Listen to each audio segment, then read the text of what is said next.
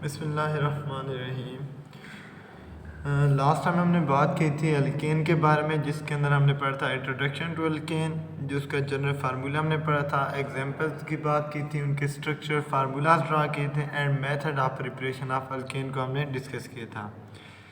आज हमारा टॉपिक है वो है physical properties of alkane, chemical reaction of alkane. ठीक है, और केमिकल रिएक्शन से पहले मैं एक छोटा सा टॉपिक ऐड करूंगा जो है कि टाइप्स ऑफ केमिकल रिएक्शन। तो स्टार्ट करते हैं। सबसे पहले हम बात करते हैं फिजिकल प्रॉपर्टीज ऑफ अल्केन के बारे में। फिजिकल प्रॉपर्टी के अंदर सबसे पहली जो हम बात करेंगे वो हम बात करेंगे होमोलोगस सीरीज की, क्योंकि अल्केन का एक जनरल फार्मूला होता है जो कि है CnH2n+2। CnH2n+2 ये अल्केन का जनरल फार्मूला है। और जहाँ पर भी कोई जनरल फार्मूला होता है तो वहाँ पे आपने ये बात समझ आनी है कि ये कौन सी सीरीज शो करती हैं, होमोलोगस सीरीज शो करती हैं। ठीक है जी, तो इसलिए जो आपके पास अल्केन हैं वो होमोलोगस सीरीज शो करती हैं। होमोलोगस सीरीज क्या चीज़ होती है कि अगर हम बात करते हैं, लेट्स सपोज मीथेन की बात करता हूँ, तो पहला मेंबर है मीथेन CH4, दूसरा जो मेंबर है वो है ईथेन C2H6, तीसरा में है वो है propane C3H8 and so on. अगर आप कहीं से भी दो आपके पास जो कंसेक्टिव मेंबर्स होंगे, फॉर एग्जांपल अगर इन दोनों के डिफरेंस की बात करते हैं तो यहाँ पर एक कार्बन और 2 हाइड्रोजन का डिफरेंस है, CH2 का डिफरेंस है। अगर आप इनकी बात करते हैं तो यहाँ पर भी कितना डिफरेंस है, CH2 का डिफरेंस है। इसी तरह जब आप बात करते जाएंगे, आगे मूव करते जाएंगे, तो कंसेक्टिव मेंबर्स के दरमियान CH2 का डिफरेंस आता जाएगा, तो इसको हम क्या कहते हैं, होमोलोगस सीरीज कहते हैं।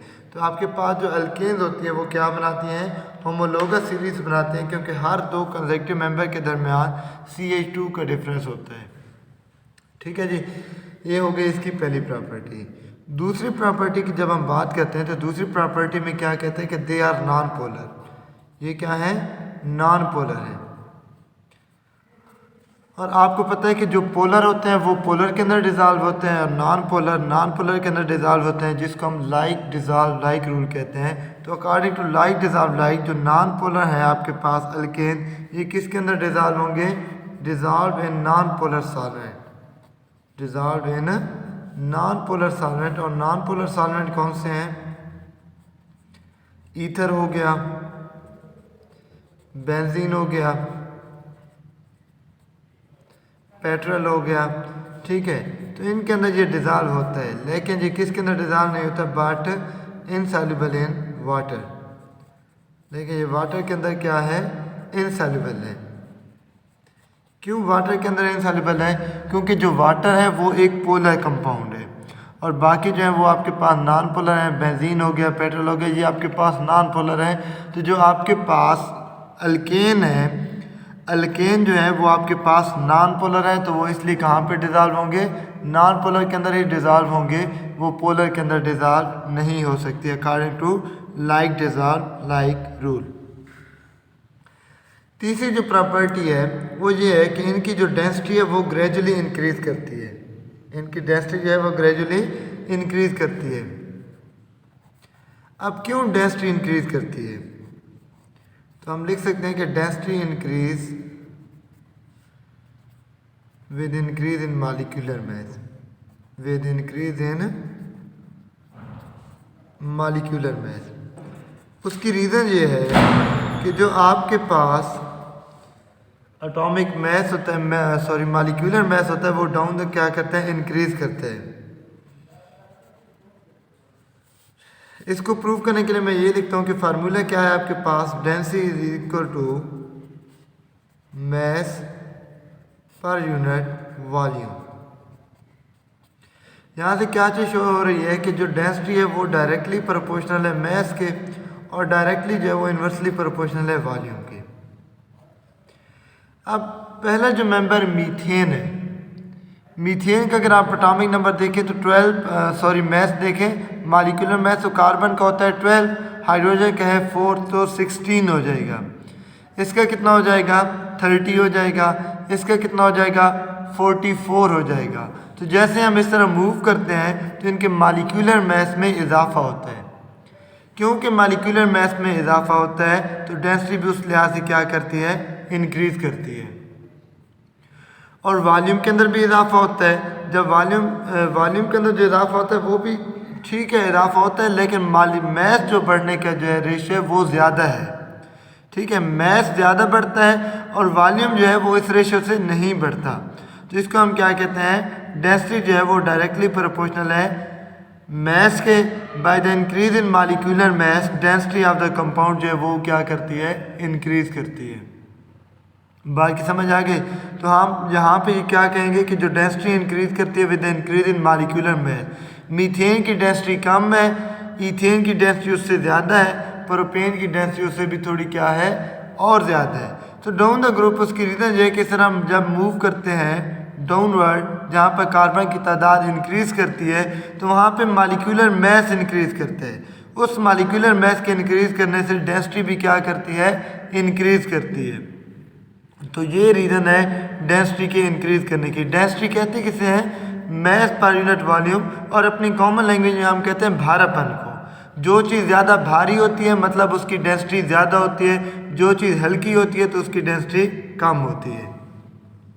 ये था इसका तीसरा पॉइंट। ठीक है, फोर्थ पॉइंट के अंदर क्या है कि इनके जो मेल्टिंग बॉइलिंग पॉइंट है वो भी क्या करते हैं, इंक्रीज करते हैं। Melting point and boiling point जो है वो क्या करते हैं, इंक्रीज करते हैं by increase in molecular mass,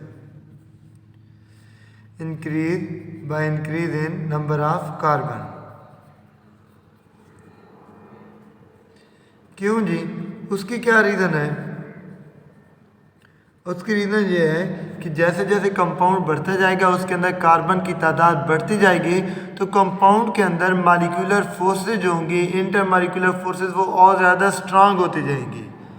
compound के अंदर कार्बन एटम की तादाद के बढ़ने से कंपाउंड के अंदर फोर्सेज ऑफ अट्रैक्शन बढ़ती हैं, और जितनी स्ट्रॉन्ग फोर्सेज ऑफ अट्रैक्शन होंगी उसको तोड़ने के लिए हमें उतना ज़्यादा टेम्परेचर देना पड़ता है। ठीक है, तो क्योंकि इसमें के अंदर कार्बन की तादाद बढ़ती जाती है तो इनके अंदर जो इंटरमॉलिक्यूलर फोर्सेज होंगी, फोर्सेज ऑफ अट्रैक्शन होंगी, वो क्या करती हैं, इंक्रीज करती हैं। एज ए रिजल्ट इनके मेल्टिंग बॉइलिंग पॉइंट क्या करते हैं, इंक्रीज करते हैं।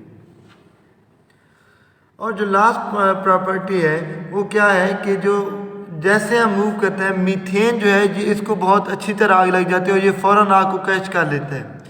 जो ईथेन है उसको भी अच्छी तरह आग लग जाती है, लेकिन मीथेन की निस्बत उसका वो जो होगा कंबस्टिबिलिटी जो होगी वो थोड़ी कम होगी, प्रोपेन की मज़ीद थोड़ी कम हो जाएगी। तो जिस तरह हम नंबर ऑफ कार्बन इंक्रीज़ करते हैं तो इनकी जो कंबस्टिबिलिटी होगी, इनको जो आग कैच करने की एबिलिटी होगी वो कम होती जाएगी, और ये क्या होते जाएंगे, लेस फ्लेमेबल होते जाएंगे।